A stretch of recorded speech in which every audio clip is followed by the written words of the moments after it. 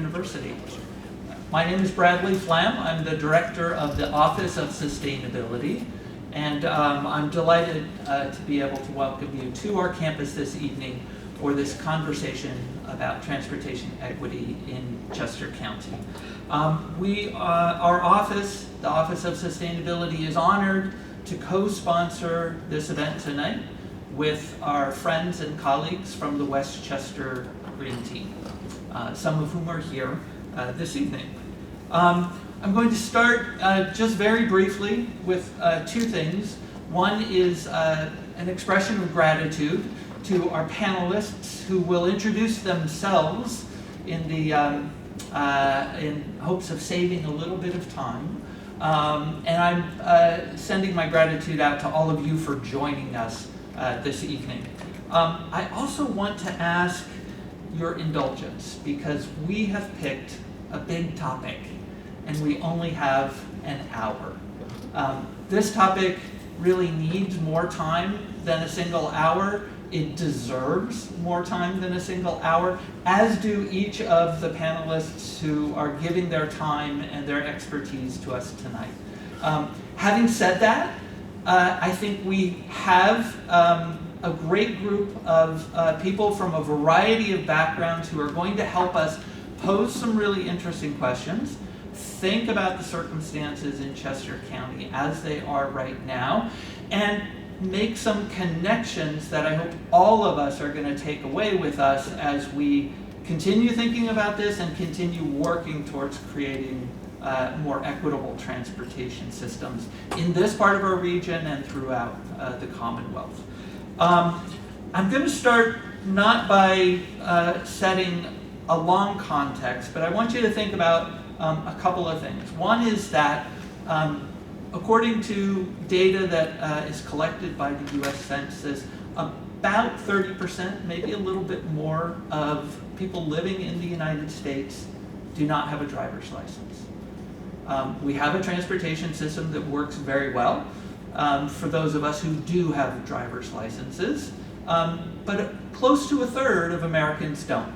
And of course, many of those people are too young to have yet been able to legally qualify for a driver's license, but that is not the only people who make up that 30% or so. There are people who are medically unable to drive. There are people who have voluntarily decided that perhaps their health, their age has progressed far enough they don't want to drive again. And there are people who simply choose not to drive and don't want to drive and create ways for themselves to meet their mobility and accessibility needs in other ways than having a driver's license and owning a car. That's not to start out with a dig on cars and driving. We may hear some of that in the conversation we're going to have this evening. I just wanted to put that out here because as we think about providing transportation systems that work for everybody, we have to remember that not everybody drives a car or even wants to drive a car. One other thing I wanted to mention is that here at Westchester University, we think about our students and our employees and how they get to and from campus. We've done some data collection and have a sense of how people get here. About half of our students are commuter students. 47% in a 2023 survey we did drove themselves to campus by themselves, but 9% of them carpooled, 1% of them bicycled, 31% of our students walked to and from campus, 2.5% took public transportation, whether it be SEPTA or Chesco bus or Amtrak, sometimes to Exton. And about 6% of our students use the campus shuttles to get to and from campus. So we have a wide variety of ways that our students get to and from campus, and not even half of them are driving themselves by themselves. For our employees, it's a little bit different. 80% of them drive by themselves to campus, but 1% bike, 3.5% walk, 6% take public transit, and 4% carpool to get to and from campus. we as an institution want to think about making it easier, more convenient, safer, affordable for everybody to get to and from campus. And we're all living in 2025, paying attention to the news, and we know that it is not always easy to do so. I won't go into transit debates and funding fights that have been happening over the past, years, actually. But I think some of those topics are going to come up in this conversation for tonight. So without further ado, I'd like to give our panelists a chance to briefly introduce themselves, talk a little bit about the organizations that may be part of the work they're doing in their lives and are talking about tonight. And then we'll get into a series of questions, and we'll have time at the end for questions from you in the audience. So if I can hand it off to Dr. Burns to start. Good evening, everybody. I am primarily an associate professor in the English department, but I'm also a cycling advocate, a longtime cyclist, lifelong cyclist. And so I bring my love of cycling and cycling advocacy to Westchester through the Bicycle Lending Library, primarily. We have a 30 bike fleet that students can access via their RAM cards to check out for up to a semester at a time. And we hope to extend that fleet potentially. I'm also the president of the American Bicycling Educators Association, and we have a curriculum called Cycling Savvy that helps people understand how to use their bike as a viable mode of transportation. Infrastructure is all well and good, but we can't wait. And typically in most cases where infrastructure comes, it's because people are actually already cycling. So the way that we get more people using bikes is by having more people on roads. And Cycling Savvy gives you a way to think about yourself as a user of the road, whereby you can maintain your safety and use the bike as a viable mode of transportation. My name is Descheemacher. My pronouns are they, them. I'm a statewide campaign manager for Transit for All PA. And we are a rider and worker-led campaign for fully funded public transportation in all 67 counties in our Commonwealth.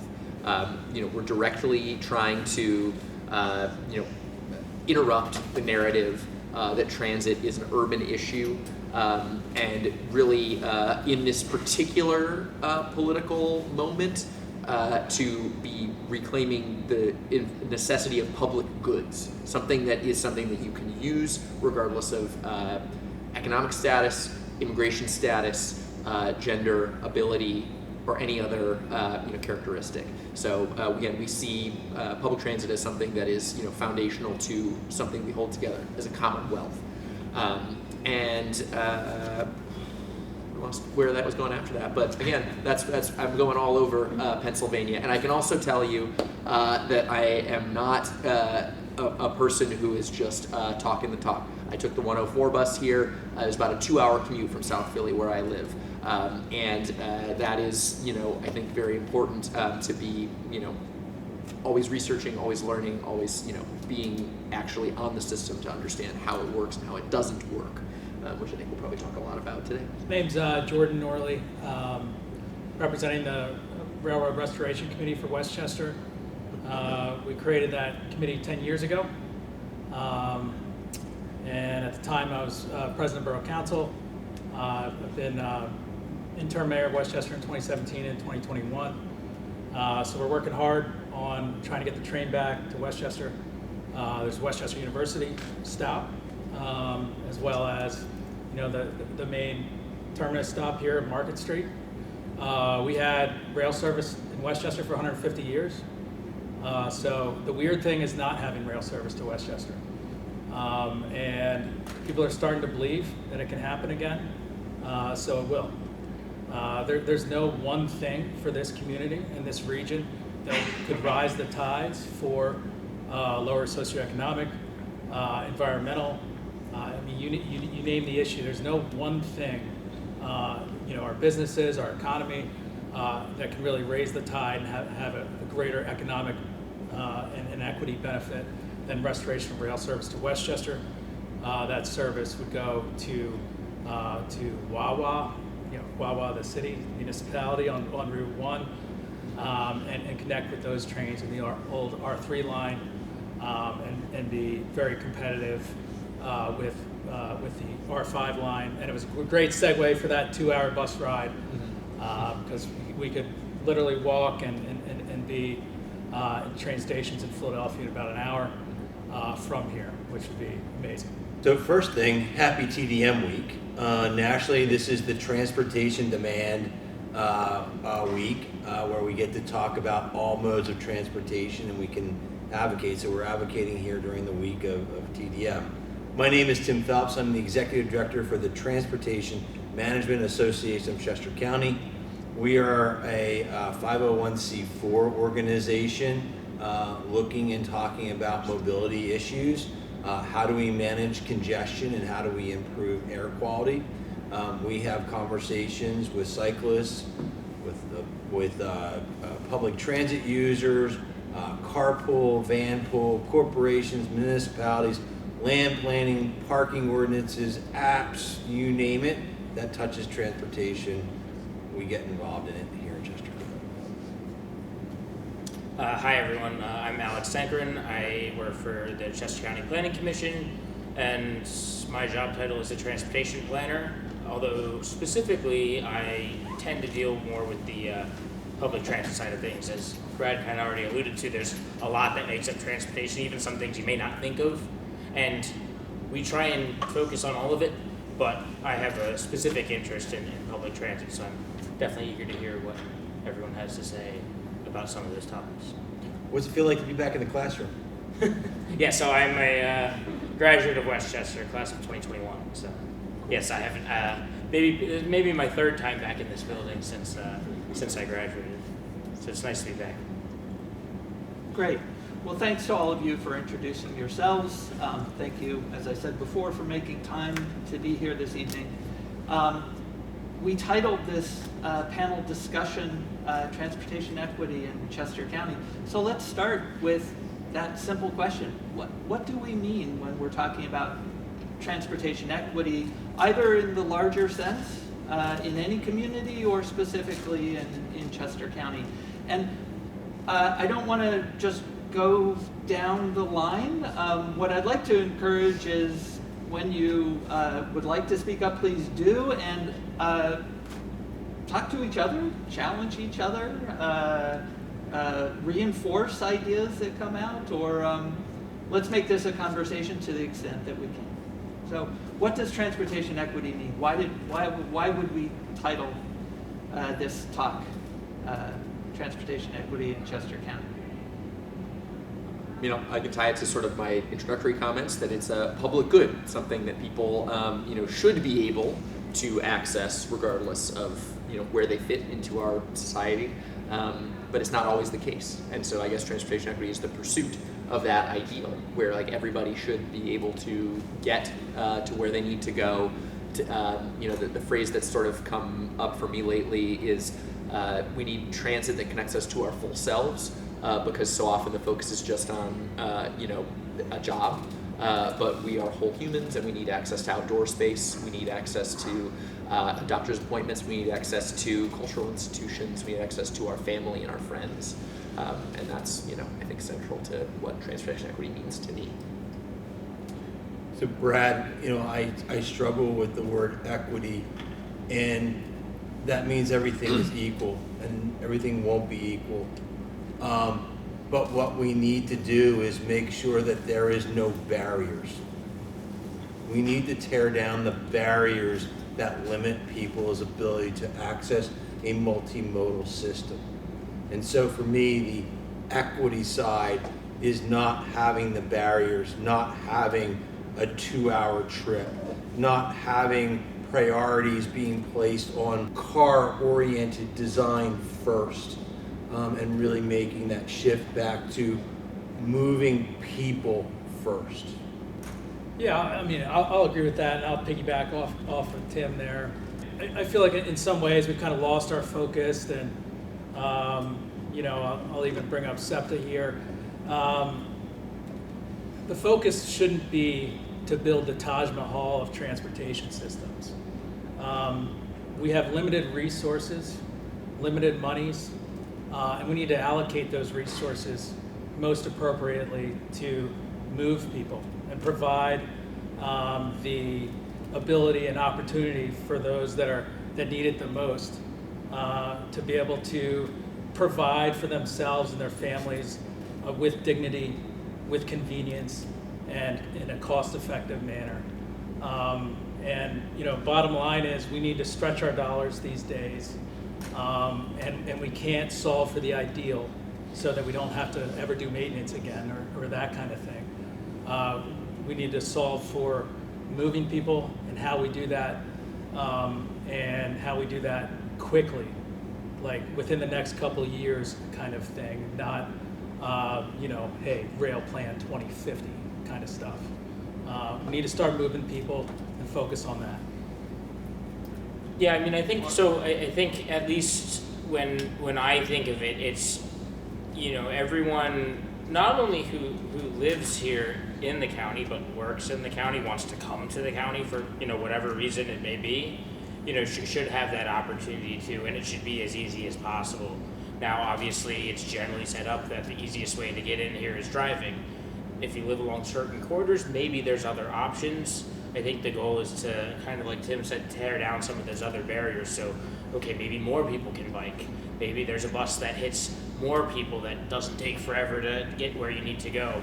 And, with the density that we have in some parts of the county, that's a realistic goal, right? We have some areas that are quite built up, that are dense, that are walkable, where we can start to address those. There's other parts where, yeah, I mean, it's going to be tough. Nearly impossible. You never want to say impossible, but when we're looking at, like Jordan said, with the allocation of resources, we have a lot of great boroughs that I think are a great place to sort of see some of these things in action. How does public involvement come into the definition of transportation equity? Can we have equitable transportation systems that are expert-driven, expert-defined, expert-designed? I think there's the ability to have conversations about the practice of design. And then there's the practical need in the design. So, we can build bike lanes wherever we want to build bike lanes. But are there practical places to have bike lanes? So I'll ask Michael, is Gay Street a place that we should have a bike lane? Or is High Street a place that we should have a bike lane? Or is there another avenue? And I think that's a part of the conversation in reaching out to the public. I don't think bike lanes are almost always the most viable solution. I think that my preference is to share roads, because the infrastructural shift, the cost of the infrastructural change is less than demarcating for bike lanes. And two, what needs to happen more than that, provide infrastructure for bikes, is to change drivers, is to criminalize drivers who kill people on bicycles is what needs to happen. But what needs to happen before that is that there's driver education that needs to be taken place, right? Like, people need to be educated about cyclists' right to use the road, and then you have to have a legal structure that actually supports people being able to cycle safely, right? There is a distinction between equality and equity, right? So if we're talking about equal, then we would determine which modes of transportation we want to fund, and then all those modes of transportation would be given the same amount of resources. The equitable distribution of resources will mean that the ones that make the most sense, with regards to whatever metric we determine sense by, like, what are the criteria here? Like, we can't just dump it all into car infrastructure, because that's not going to get us anywhere, right? There's got to be ways where we sort of balance our attentions to offering these other modes of transportation at a more accessible way, such that then the distribution of people moving, the mode of transportation will alter if the opportunities presented to them, right? So that was what we mean when we say equitable, a more sensitive distribution of the resources based on what are desired outcomes. So in that way, then, I would say that more attention to if we fix the infrastructure, we don't need any new infrastructure. That would be the thing that I would say. We don't need any new infrastructure. We need to repair and update the infrastructure that we do have and make it safe. And then as we're doing that repair, then incorporate public transportation, incorporate share roads, incorporate, curb settings, sidewalk settings, so on and so forth. While we're doing the repair of the infrastructure that we already have, then we do it in light of providing a more equitable multimodal access to that space. I think that's really a remarkable thing that is like unique to Pennsylvania, is that we do have like a legacy infrastructure that most places in the United States do not have. So there's like not the, like here there is the ability to do what you're describing, whereas in like most of the country there is not. And so I think when we're looking at like possibility about what's ahead, I do agree that like, fix it first is a really great way to go. And when we, think about that, that means we got to end highway expansion. That means that we've got to, emphasize the fact that we've got this incredible right-of-way that is already owned by SEPTA, that is in Chester County, that is just waiting to be utilized. I mean, my gosh, we are operating less transit service over less miles of infrastructure now than we were 60 or 70 years ago. But our highways have quadrupled in size, and yet their bridges are collapsing in Pittsburgh. So these are just things that are like completely nonsensical, right, when we start talking about it. But I'll digress to say something that I wanted to mention earlier, which was that I think that's the purpose, at least, of my work and our collective work across Pennsylvania, is getting out of the scarcity mindset. There's plenty of money to do anything we want to do. And I think that if we are organizing together, then we can achieve that. And so I think that we're not going to get there tomorrow, but if we start with a vision of, and this is how we did it at least, you start with a vision of service, and then you look at how much does it cost to do that, and then you find the means to do that. And we've been able to craft that policy, but I think that's something that is important, to Westchester, to Chester County, is like, what is the goal of service that you want? How much is it going to take to do that? And then, and that's where I think that public engagement comes in together, is like, how do we unite the fact that we do need to calculate the amount of money, and where does that money go, and like what kinds of technical needs are there in each community. That's where an expert comes in, is to like facilitate and synthesize a lot of this information, whereas the public are experts in their own needs.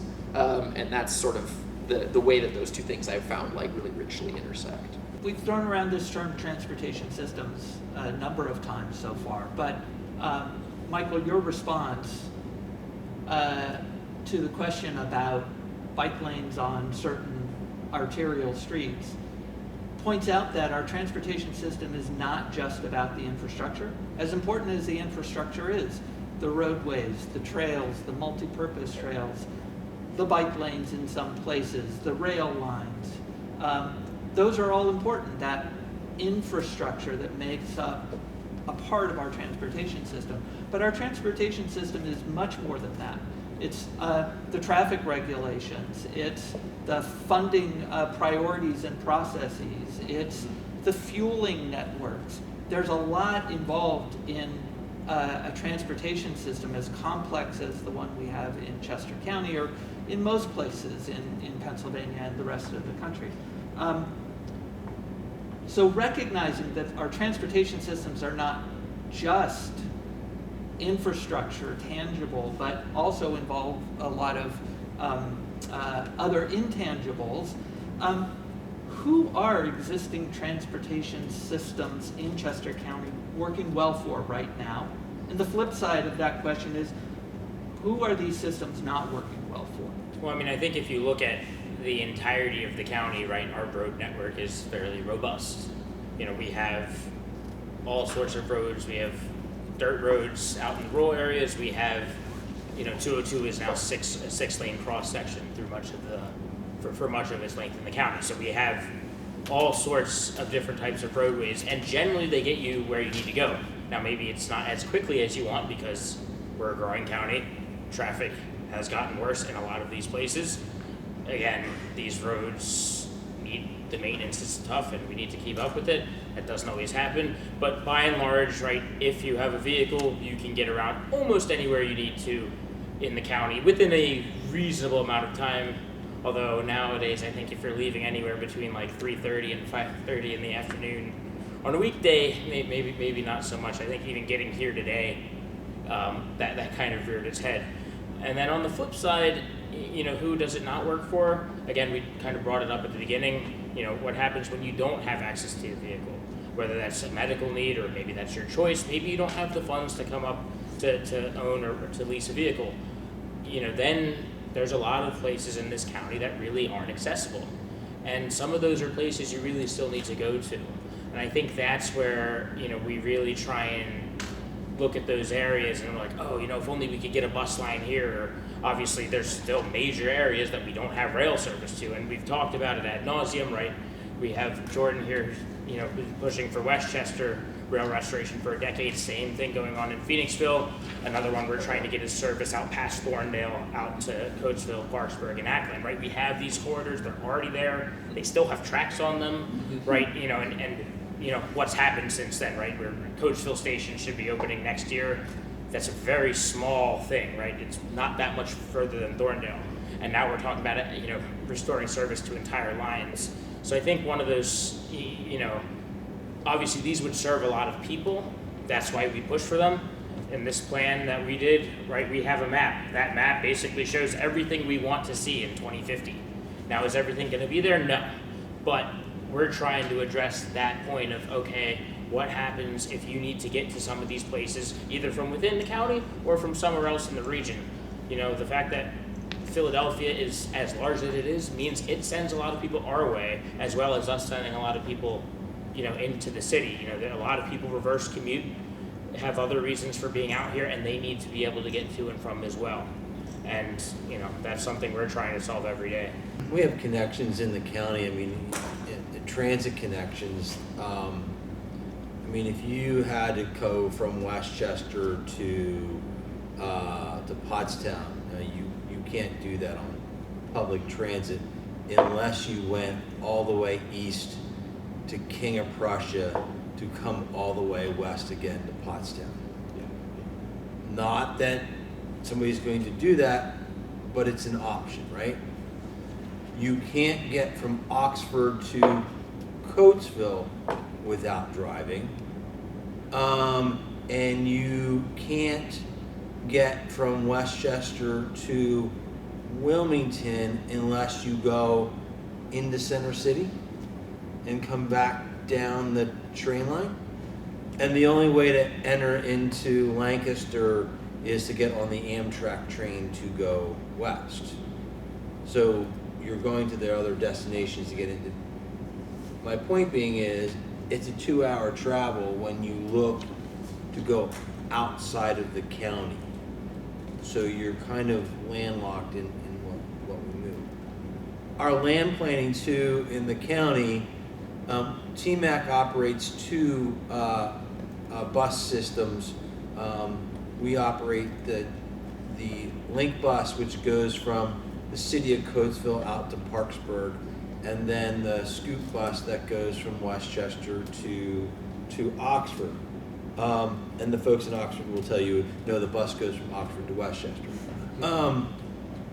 And the way land planning has happened in the southern part of the county and between Coatesville and Parksburg has been off the main route.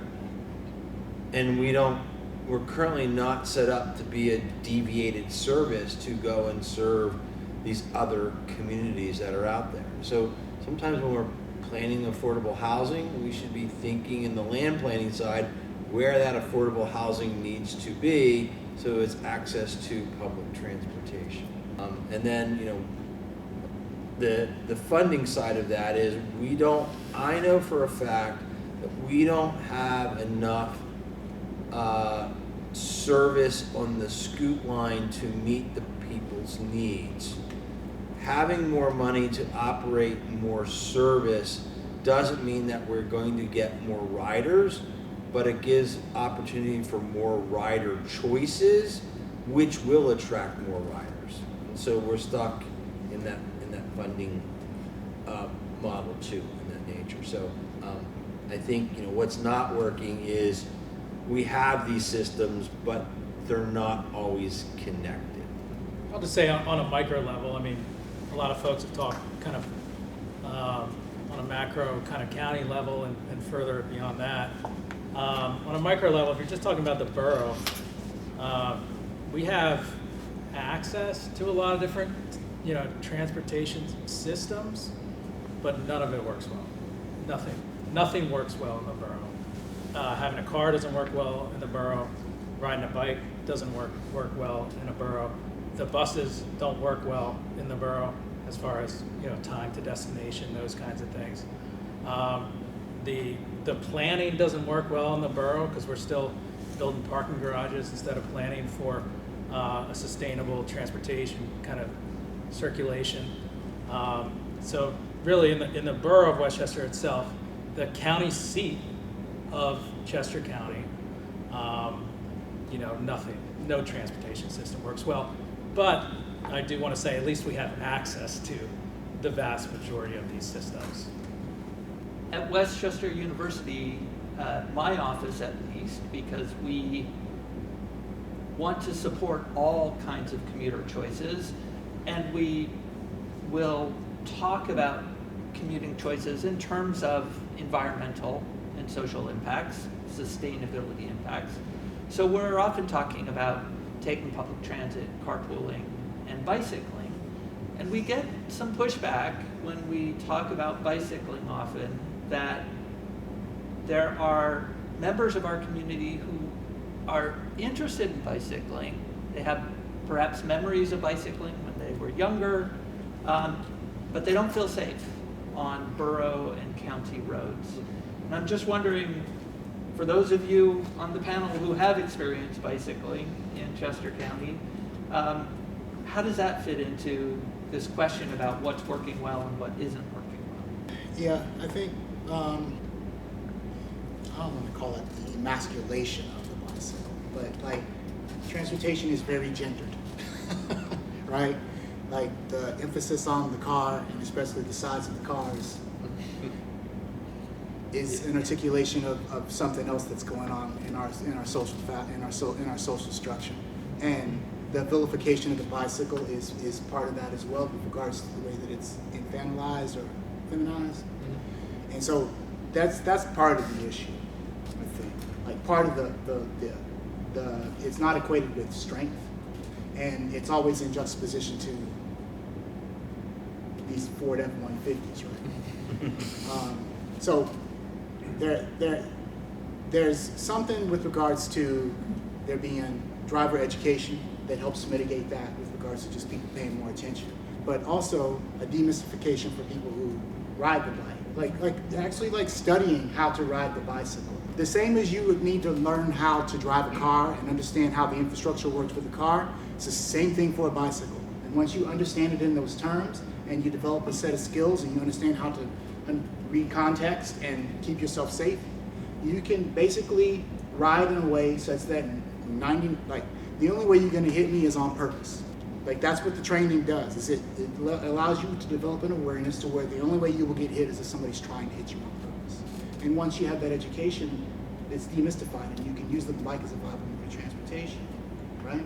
And just in the case in Philly, for the panel the last time you asked me about the seat of my pants to sit on the panel, right? I looked up some data, and it said that the majority of car trips are within 3 to 4 miles of people's houses, and the city is relatively flat.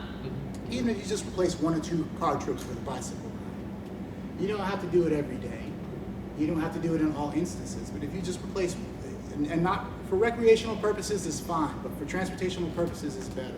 Can you replace a car trip with a bike ride? And if you can do that once or twice a week, we would see a huge improvement, right? So it's a demystification.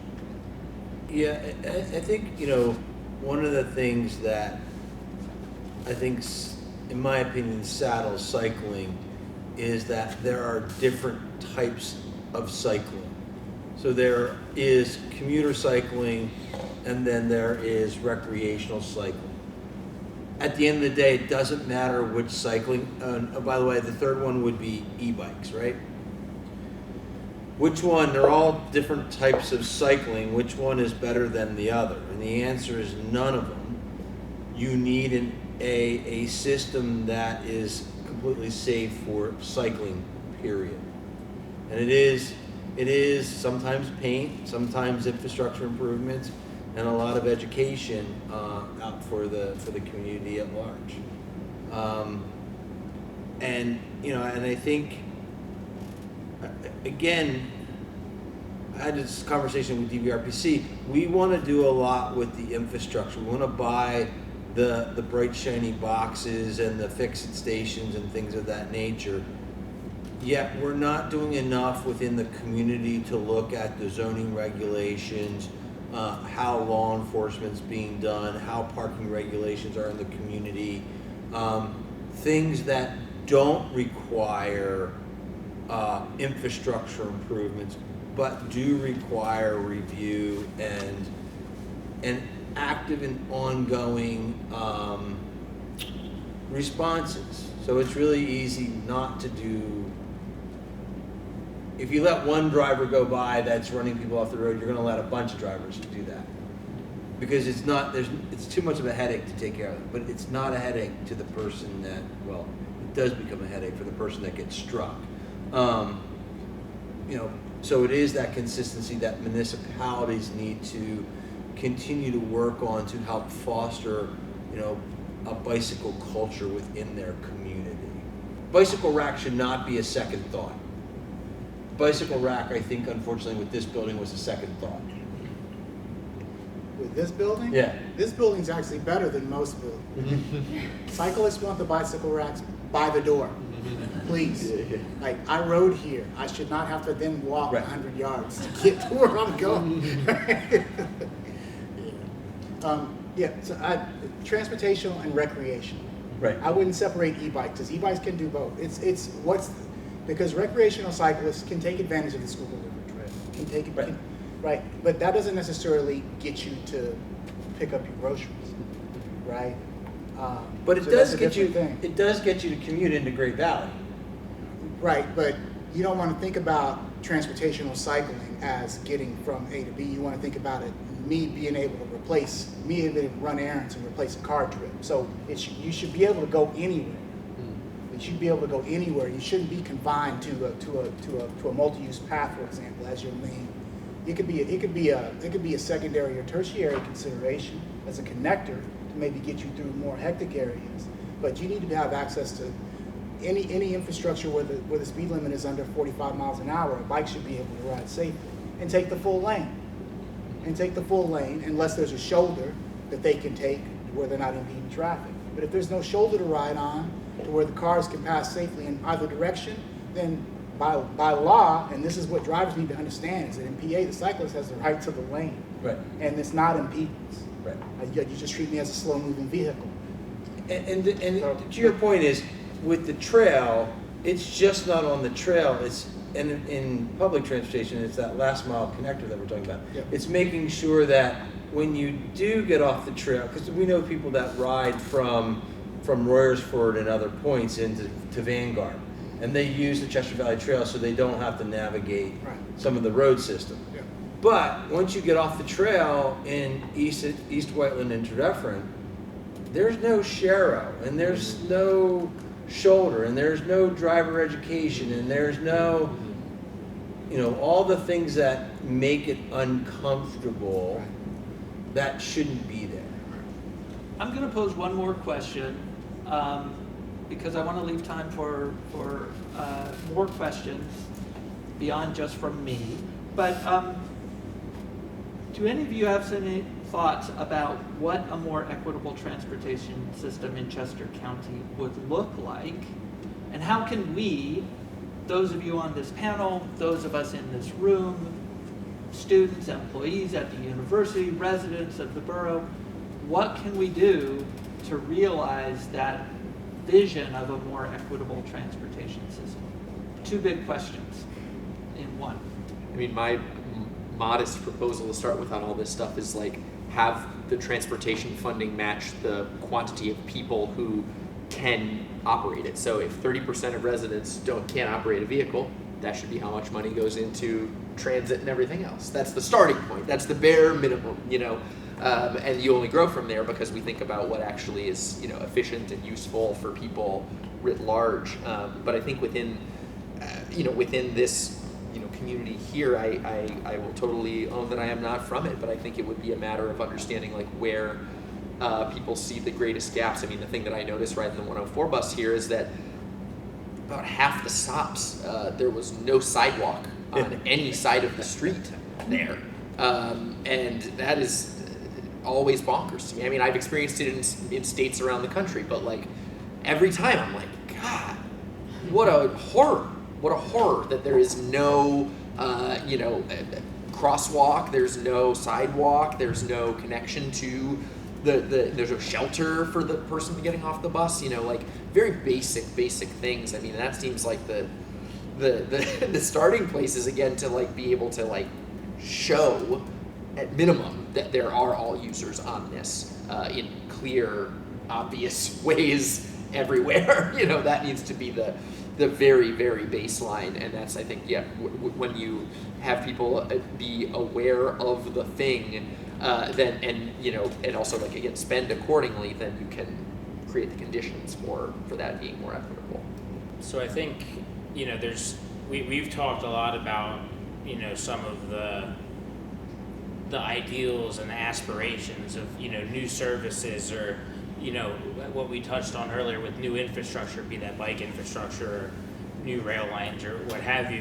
But a lot of it is going to be squeezing more out of what we already have, and really doing better with what we have. I think there's, even from an equity piece, right, we could be doing more with the buses. We talk a lot about, the lack of just basic amenities at fairly busy bus stops. And I think we all know that, in our world, we're never going to have a bus shelter at every one of our bus stops, the ones along more rural 2-lane roads and stuff. Like, doesn't matter how much money, right? That's just never going to happen. But we have many stops along Westchester Pike, stops along Lincoln Highway in Exton and west out of Exton. Busy roads with much more frequent bus service that have dozens of people riding a day, and those ones don't have shelters. So the county, right, we have an initiative to try and get shelters in some of those most used stops. That's, I think, one of the, not necessarily easiest, but that would be the most impactful, right? You're impacting a lot of people. It should be easier. It's not always. You run into a lot of issues about, who's going to maintain the bus shelters because no one wants to take ownership of it. So they're like, sure, you can put it there, but you got to figure out who's going to maintain it. That's actually a big barrier to having them. One of the things people don't understand is SEPTA or PART or Descheemacher or whoever may be in the business of operating buses, but they're not in the bus shelter business, right? Almost none of these bus shelters you see are actually owned by SEPTA. Okay, that's what I was going to ask. Is there a dedicated line item in the Chester County budget for shelters? No.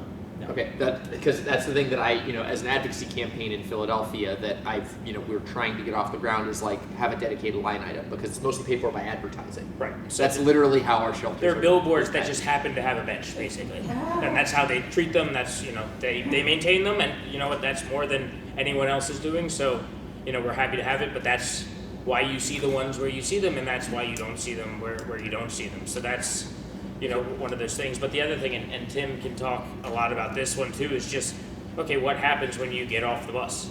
How do you actually get to wherever you need to go if we're assuming your front door or wherever you're going isn't, 50 feet away from where you just got off, which for most people, it's not going to be.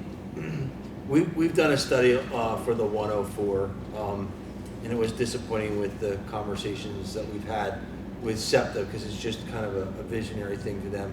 Is that the 104 takes people from 69th Street, we stop in Newtown Square, and then our next stop is Westchester. That's really how that functions. And yet there are plenty of stops along the route that people should be using and aren't using. One, because when you look at, I don't know, what did I say, there's 3,000 multifamily units. along the corridor from Providence Road into Westchester to 5 Points Road. And some of them have sheltered bus stops there, but there's nothing in the multifamily apartment complex that promotes the SEPTA service or use of SEPTA service or where it goes. I'll say the outbound traffic, Philadelphia to Westchester, there are not places for crosswalks in that. There are places where there are crosswalks, but because of where the guide rail is, I can't even reach the push button. If I can't reach that push button, somebody in a wheelchair or somebody in a walker or whatever it may be, there are plenty of spaces along the corridor where, you know, the developer was required to, did a great job in putting in a new pad, a new shelter and so forth, but it's posted by PennDOT, no pedestrian crossing. Well, bus stops come in pairs. Yeah. And so it's things like that become very frustrating. And I know that there's this conflict, but it's visionary planning. So they just did all the work on Route 3 at 202, as well as the entrance in on Paoli Pike. There was no pedestrian accommodations in that section, and there are sidewalks on either end of it. And PennDOT will tell you their job is for throughput for traffic, vehicular traffic. But we gotta get some of these pieces at least laid out. Maybe it's not in this construction phase, but things are set up for a future construction phase, that it could be on a developer, it could be on somebody else, where those connections can happen. You know, those are the things that we need to be out in front at public hearings, talking to people, talking to our friends and neighbors, you know, talking to the press about, telling our legislators, you know, what is my story on the impact of not having that. Those are the real places to see. And it really, you know, that's kind of you've been working on. It's got to come from the ground up. I mean, not the planners have a playbook, and that planner playbook primarily is dominated by how do we do throughput for traffic. And it's the mindset for the last 60 years. Yeah. I'll take some of the heat off of planners and say it's traffic engineers. The engineering playbook is exactly like you said, Brad. I like the fact that everything is based on throughput is insane. Right. It's truly insane, and that's also why our lanes are 15 feet wide when they could be 10, and that means a car is going to travel faster than it needs to go, just regardless of what the speed limit is. You can lower the speed limits all you want, but if your lanes are 15 feet wide, someone's going to drive 50 miles an hour on it. And so those are some of those things that really like change, you know, the way that we do things, I think. I think the other problem is, right, everybody, like if we take a simple intersection, which of course is not simple at all, right? You know, you take any sort of redesigning any intersection along an arterial like that, there's a lot involved, but right, everybody's looking for something different, right? The traffic engineer and the people actually going and doing the site work, they're looking for one thing. You as a pedestrian who might have to try and cross that hellscape are looking for something totally different. And did they get your input? Probably not. You know, and you know, we can talk about ways to try and, you know, change some of that, but you know, the guy on the bicycle might be looking for something else. Maybe there actually is good bike infrastructure through there, but maybe it's only because they had to, so they didn't actually talk to a cyclist about like, oh, hey, like I don't like that the turn lane is going to totally, you know, cut me off here, and there's really nothing I can do about it. And you know, PennDOT will say, oh, well, we went by the book here and we designed it. You know, the same with the bus. You know, SEPTA has bus stop design guidelines, right? It could meet the guidelines, but as an actual bus user, you know, would it really check that box and meet your guidelines? And that's, I think, a lot of the problems. It's right, everybody's looking for something a little bit different, and if you're not actually in a position of power to, you know, be the one designing the intersection, oftentimes I think you get left to the side. We need to help people think about themselves in that space. If you're going to change a culture, you have to think about, you know, what would you be? I mean, take people to stand on that intersection, you know, take them to a bus stop. we have to give ourselves the grace because we're not going to design our way out of where we are today, but we should be looking at a better infrastructure, whether it's paint, whether it's education, whether it's physical design changes in that nature.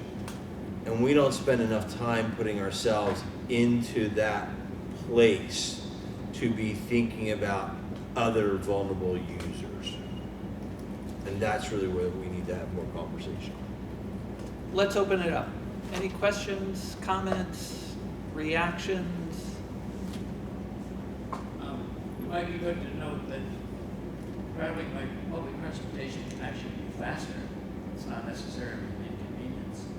I used to commute for 20 years to Lancaster by Amtrak, and train time and driving time are the same. Of course, in the train you could read and focus, and I think probably it was cheaper. I knew a guy that took the train and then he started driving his car, and about 5 years later he reappeared on the train. And I said, "What happened? Did you change your mind?" He said, "No, my car is done for." He had a new car. Totally destroyed it, driving back and forth from Lancaster. But I was going to say, given the debates in the state today, which Jordan mentioned, how would one go about allocating funds fairly between the parts of the state that really depend on public transportation and those that really want more roads? You bring in the experts, how would you do that? Well, I think that's the movement we're trying to build as like right now in Transit for All PA is one that shows that this isn't some like, oh, they use this and we use this. Area Transportation Authority, that serves the most rural 6 or 8 counties in north central Pennsylvania. 40% of the people who use that service are using it for work. And a majority of the people who use it are between the ages of 24 and 65. So it's not elders, it's not kids who don't have driver's licenses, and both of those things are completely outside what I'll say Senator Chris Dush thinks that his rider base is. And so that's where it comes to like showing people that there are, or showing those with power, there are people in their community who use this and depend on this and actually like are part of this, and it's not something that's some like, oh, we need to support them who have it over there. No, this is for all of us. All the money comes, with the exception of some of the services that Tim operates, pretty much the rest of it comes through the Public Transportation Trust Fund, regardless of if you're the most rural county or you're the most urban county. And regardless of where that, regardless of where you are, you're receiving from that same pot. And so if we can increase the allocation and also, frankly, tweak the formula for how that allocates more equitably, then we can have a system that works sort of for everyone, rather than having to convince the rural legislator to say, well, we need it here and we'll give you money here. No, we all need it. We all need roads that are not going to physically disintegrate. And we also need transit that's not going to disappear. Does that answer your question? Yes, if they listen, maybe it's a matter of educating them. But the fact is that SEPTA is in southeast Pennsylvania. Certainly. It's not in the center of the state. But that's what I'm saying, is that when I go to those places, I'm not talking to them about SEPTA. Because they could give a shit. And I'll say that to them. I said, I'm not here to tell you anything about SEPTA. I'm here to tell you about Area Transportation Authority. I'm here to talk to you about Center Area Transportation Authority, Susquehanna Regional Transit Authority, whatever it is in their community. That's what we need to center the conversation on, not SEPTA or something else. I'm advocating for transit. I'm not advocating for SEPTA. And that's the thing that just differs depending on where you are in the state. And that's where we're building a movement, right? We have to find the people in those communities, right? Because they exist. It's easy to pick on SEPTA. Yeah. Yes. And so, like, and Connor's done a great job with that outreach, and myself being in the Capitol having these conversations. It's really easy for them. Well, SEPTA is a part of Philadelphia. Philadelphia is a bad and evil place. Yes. And so that means we shouldn't give them any more money because those people are corrupt. That's like the storyline that they just absolutely believe, and they don't really want to talk about public transportation in their own community because, well, SEPTA's in Philadelphia and Philadelphia's corrupt and we're not sending any more money. Like, it's not really about transportation at that point. It's just this perception that Philly's evil and we're the rest of the state. Yeah. And so, it is trying to break that getting people to shift their perspective of that. To actually talk about transportation. Literally, that's it. I mean, it's talking about it's talking about where the economic benefit comes from. More economic benefit comes out of the Southeast with one of the largest transportation systems as a part of that economic benefit system. Money generated out of the Philadelphia marketplace helps the whole Commonwealth. We don't sit here and saying, well, we raise 40% of all the funds in the Commonwealth. We're not asking to keep the money all here. I mean, it kind of would be nice if we did. We could do all the projects that we wanted to, and we wouldn't have to worry about, whatever county you want to pick on in the middle of, Pennsylvania. That's not how this works. One of the other things too that I think, not assuming quite the status quo, but right, we treat it as, Philadelphia and the collar counties versus everyone else. Certainly that's kind of the view expressed this way. But, the more, right, there's a lot of people that, given the current funding crunch, that are in pretty rural areas, right? Chester County itself has a lot of rural areas. Up in Bucks, there's a lot of rural areas. That's SEPTA service area, right? Bucks County is SEPTA service area.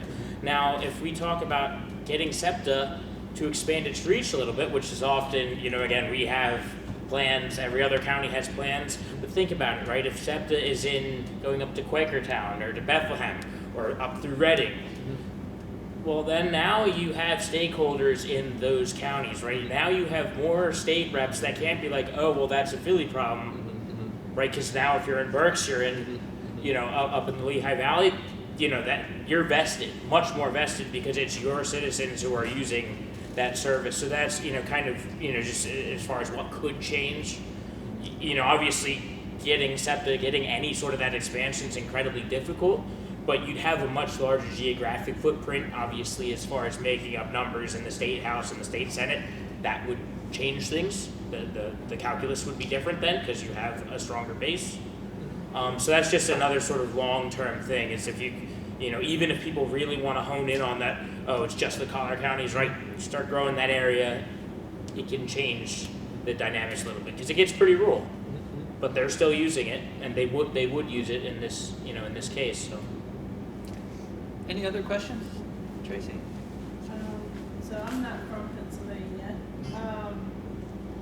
originally. I've been here a while, but outside of the rail system, are there park and ride systems in Southeast Pennsylvania? There are 7 in Chester County. sounds right. I think there's 7 park and ride along the 202 corridor and the 100 corridor. There are park and ride lots. 30. And 30, yeah. And you can just catch the 104 from those? No, you asked a different question. You asked if there were park and rides, and that's some of the issue. They were put in as congestion mitigation, air quality issues, so that people could carpool. Now let's have a conversation about carpooling. That'll be another 2 hours. But there is a disconnect when we're doing that planning. One of the most successful park and ride lots, I think, is the one that actually happens in Conshohocken. That one is almost full all the time. And it's a hub of people coming together and not sitting on the Schuylkill Expressway in that traffic. So the park and ride one's funny. So when we did the public transit plan, that was one of the things we looked at. We have these park and ride, right? And again, we were talking about maintenance. PennDOT owns them, PennDOT maintains them. They're right near a lot of our major highways, major interchanges. Great. People aren't really using them. Before COVID, we had studied, the county had studied some van pool services, looking at some commuter bus services, particularly on 202 to get people down to Wilmington. Nothing really came of that. Of course, post-COVID, starting anything like that's just, it's just not going to happen. So we're looking at ways to increase that park and ride utilization. Microtransit could be a way to make those spots work. That's one way we've looked at approaching it. Again, we don't necessarily have to table looking at commuter bus service. You know, there's still places, King of Prussia, that a lot of people have to go to in peak hours, but you know, that's something we're looking at because they're a great resource if people use them, but people aren't really using them. There's cars that seem to just sit there, or it's just maintenance vehicles that park overnight there. It's not too much in the way of commuters. PennDOT signage is not all friendly either, because they don't want it to become a used car lot, but there's not enough turnover in the lot, and that's what it becomes because it's not patrolled on a regular basis. I mean, that's the law enforcement side we come back to. I mean, you have to, you know, car needs to be moved. Are those lots near like shopping or? So the ones I can tell you off the top of my head, there's one out in Thorndale, Route 30 at 322. That's one of the newest ones. There's one on Matthews Road just off of the 202 interchange that goes into Wegmans.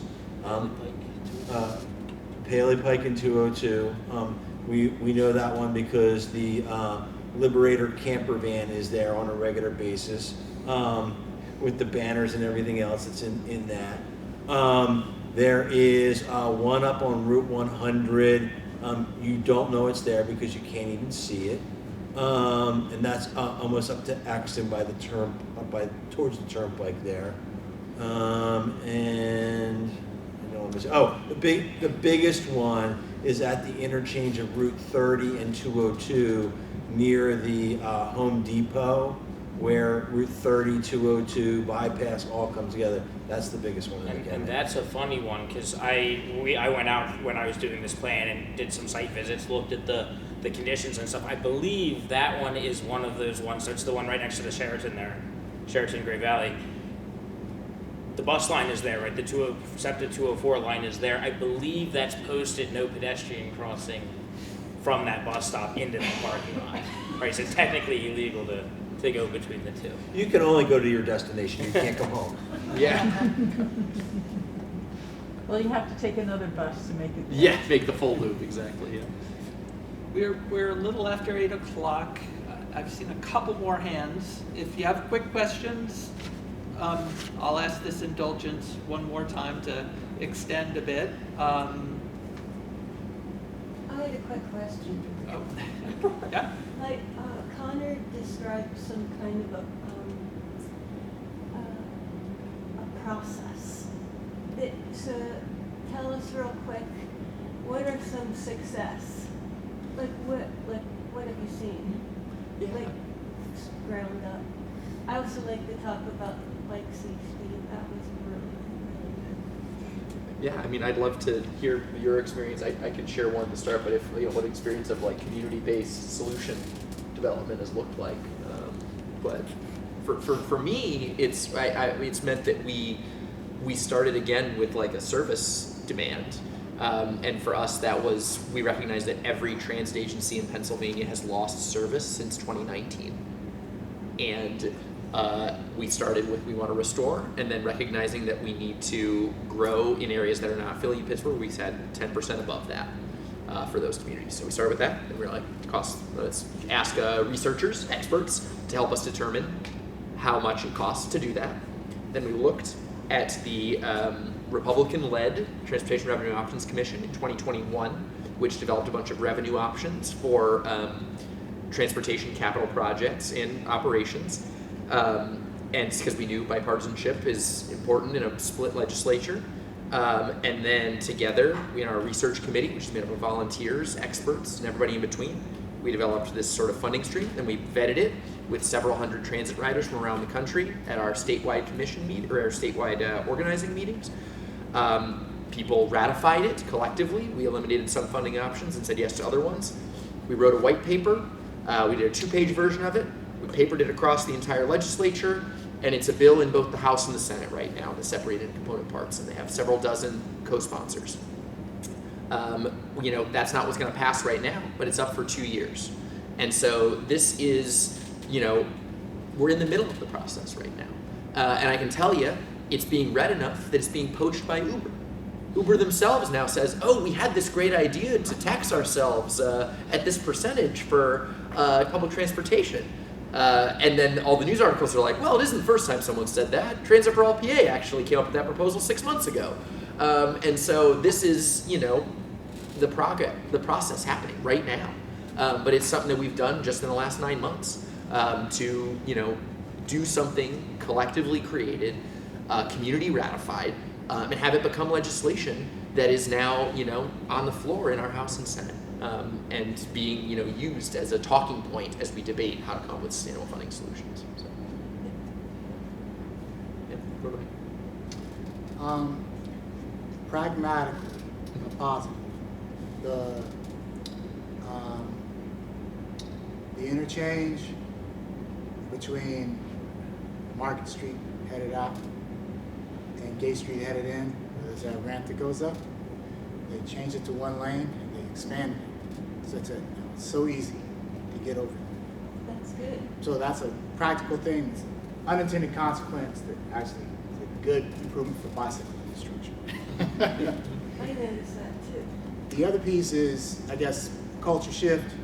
I think that there's safety in numbers, and there's a way where when I find that store of energy that I have, get back to doing critical mass rides, get back to doing like more public presentations on cycling, get back to taking people on rides, and talking through where to train your eye, bring some of the cycling savvy curriculum here, and offer some workshops for people to do some hands-on stuff.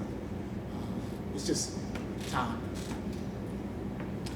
There were 2 more hands up. Can we be fast? We had an infrastructure project, so we studied the Route 3 corridor. We identified 3 intersections in 3 different municipalities. Westtown Marketplace was one of those intersections. That came under development based upon our recommendations to the township. The township actually got the developer to build a pad for the bus stop, as well as a new apron area for wheelchair access to it, and then an ADA switchback ramp that safely now brings people down into the parking lot. But if you know that, there's a big long driveway that goes down, it's more of a ramp. We created a safer intersection there, at least on the outbound bus stop side. And we know that it was heavily used. We had the rider count for that. So again, that was a conversation that we had with, and the municipality said, yes, we want to make this a priority. And when the developer came in, it could happen. Mine will be quick. As a transit rider, all my trips start and end with me being a pedestrian. Yeah. Like, even if I ride my bike to the bus stop, I still have to navigate through the streets and stuff to get on. Why do you think so much of discussion around transit kind of ignores the fact that that is the truth, that walking is great even if you're not using transit, and all the people that are taking transit and driving their car and all that kind of stuff also require more. That's a smart and great point. I think it's something that we haven't, I'm not aware of folks who have done that as much in Chester County, but I know that in Pittsburgh and then in Philadelphia, there have been groups that do bus stop audits, and that involves a lot of that pedestrian connection to the thing. And so I'd be happy to connect you with Clean Air Council. They're the ones who worked with the AARP to do those bus stop audits that have really, been focusing on that component. And we can see whether, this is the journey, right?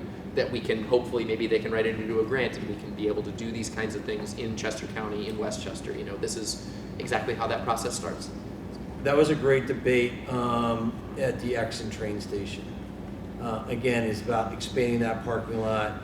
Even before COVID, that parking lot was still, we can never solve how to get more people there by not driving. And that's a great example of that's a driving corridor in that nature. So. But I also think part of it is kind of goes back to that same thing with the bus shelters is, right, the bus operator has, they're treating it as they've met their obligation, right? The second you step off that bus, right, they've done their job, right? They got you to where you need to be. Of course, that's not actually where you need to be, right? You don't live in the bus stop. Mm-hmm. But, to them, you're done. They've completed the trip. You're on your own. And, we largely think that way for many things, right? The highway, right? PennDOT thinks that way, right? Oh, well, we didn't put a sidewalk there. The municipality, the developer of the shopping center right there could have put something in, maybe they didn't. Maybe they thought about it, maybe, there was one and then they redeveloped it, didn't get put back in properly. There's any number of reasons why, but I think for the bus stops, it would require almost a change in perception for a lot of different groups, and it's just hard to get everybody on board. I think for the rail stations, that's something that we as planners are much more attuned to now, particularly post-COVID, about giving people options to access the rail stations, not with the vehicles. It was something we started thinking about before COVID, largely because the lots were full, right? Many of our 5 lots on a weekday were full by 8:30, so it was actually acting as a barrier to ridership, right? People weren't riding because they weren't sure they could park. That's not really an issue now, obviously, because the ridership is lower. So we're looking at ways to help get people there. But again, places like Exton, depending on which side you're coming from, now we do have a connection, right? We have a connection down, all separated from the roadway down to the Chester Valley Trail. So if you're coming from that way, well, great, now you've got an option. If you're coming from one of the developments, if you're coming from Whiteland Woods or Indian King on that side, yeah, no, you're not crossing that, even though you're right next to it. So that's what we're looking at. And the nice thing is we don't have that many rail stations, so we can take a pretty close look at, and do some sort of audit or do some sort of individual plan. We actually just did one a couple years ago for Devon Station. We did a multimodal access study to, enhance connectivity, particularly for cyclists and for pedestrians to Devon. So that's something we could look to do for some of our other rail stations. But again, the bus is just, it's tough. One of the things to consider is you're an insurance liability. So my service stops here, you get off the bus, I've safely delivered you there. Who picks up that liability after that? And that's a challenge that we have with a lot of shopping centers where the bus should go in the shopping center, but the shopping center developer does not want a bus in there because they don't want the insurance liability. Another part of our transportation system, insurance and liability. And the other thing is SEPTA's, particularly part of what their bus revolution is doing is they're stopping some of those route deviations, right? They've, by running their numbers, they're saying, okay, well, it's taking us too long to detour into the shopping center so we can, drop you right there. And it's acting either, it's raising the operating cost too much, or it's causing dwindling ridership because the total trip time takes too long. So part of what SEPTA is actually looking at is straightening some of those routes, not going into every shopping center. But of course, if you're the one who actually has to go in that shopping center, now you're a quarter mile away, and if there's not an easy way to get there, kind of screwed. So it's, there's a give and a take there, and we haven't really solved it. We had one more question.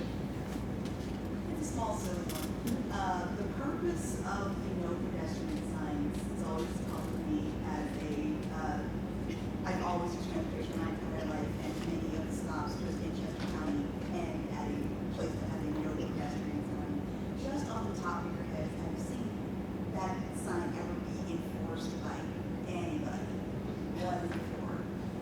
It's basically saying no humans are allowed to be here, but I can't flip my way. So my favorite bus stop is on 29 out in front of I can't remember what that hotel is. It's down next to the Chick-fil-A. And one side of the street, the bus stop sign is up against the natural stone wall. So there's no place to stand or get off the bus there. And on the other side of the street, it's in a mud puddle. And it is a no pedestrian crossing. That means you're an insurance liability. I mean, I hate to keep coming back to that because we're not designing the road in such a way. 29 has now been designed for throughput for vehicles so that we're not waiting on the 29 corridor. It is not bicycle friendly with the number of dump trucks that are on there, the gravel trucks that are on there, the speeds at which people travel. Those posted at 40 miles an hour, 45 miles an hour. The park entrance is there. And those are changes in the traffic code that need to be changed. I have a place down in Oxford that I won't put a bus stop there because PennDOT has posted no pedestrian crossing. In good conscience, I can't put somebody in a situation where they would be breaking the law by crossing that street, by putting that sign there. If you jaywalk there, it's your fault, not the driver's fault. And that's not the way it should be. Again, when PennDOT goes through, right, they have their pages and pages of design guidelines and standards and stuff, right? So, you know, the engineers say, okay, this intersection of this stretch of roadway has, you know, X, Y, and Z characteristics. That means it gets this, this, and this, you know, and move on to the next one, right? They're not thinking about the human element of it really, and that's something, you know, that's why you get that, right? They're going through, all right, next. But the traffic engineer is not thinking about the pedestrian there, you know, other than to say, okay, well, this meets the criteria for, you know, posting one of the signs, posted onto the next. Well, we are at 8:20. We, in 80 minutes, have not fully explored all the questions we've posed, and we haven't even posed all of the important questions that there are on this topic of transportation equity in Chester County. But I think we've had a really provocative and interesting conversation that I think we're all going to leave with some ideas that we'll churn over, and I hope that we can follow up with our panelists and with each other to work towards fairer, more equitable transportation systems coming to and from this campus and throughout Chester County.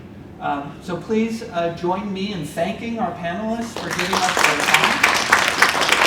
So, I've told Brad this multiple times. One of the things that's unique about the university setting is every 4 years, a majority of the population turns over. And continuing to educate people while they're here about transit options are really, really important. And it starts with educating the incoming freshmen. Because if you come in as a car mentality, you're gonna leave a car mentality. If you come in and there's options there for you to explore when you don't have a car, then you're gonna continue to use transit probably for the rest of your life.